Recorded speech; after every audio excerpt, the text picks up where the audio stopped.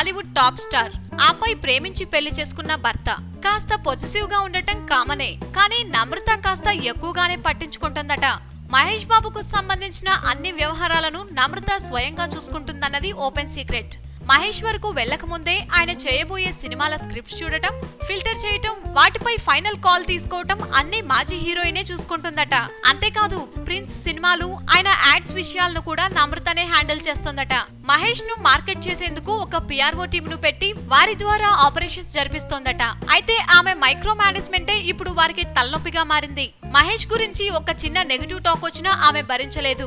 అలాంటి న్యూస్ ఎలా వచ్చింది, వెంటనే వాటిని తొలగించకుండా ఏం చేస్తున్నారంటూ వారిపై అంతెత్తున లేస్తుందట.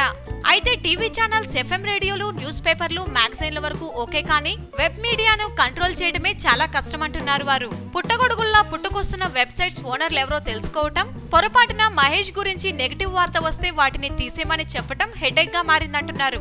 పాపం ఇదంతా లేడీ బాస్ కు చెప్పలేక మింగలేకపోతున్నారు. మరి మహేష్ వారికేమైనా హెల్ప్ చేయగలడేమో చూడాలి. సబ్స్క్రైబ్ చేయడం మర్చిపోకండి. వీలైతే లైక్, కుదిరితే కామెంట్ పెట్టండి. ఇలాంటి ఇంట్రెస్టింగ్ బ్రేకింగ్ బిగ్ న్యూస్ మాకు తెలిసిన వెంటనే మీకు తెలియజేస్తాం. మాతో టచ్ లో ఉండండి.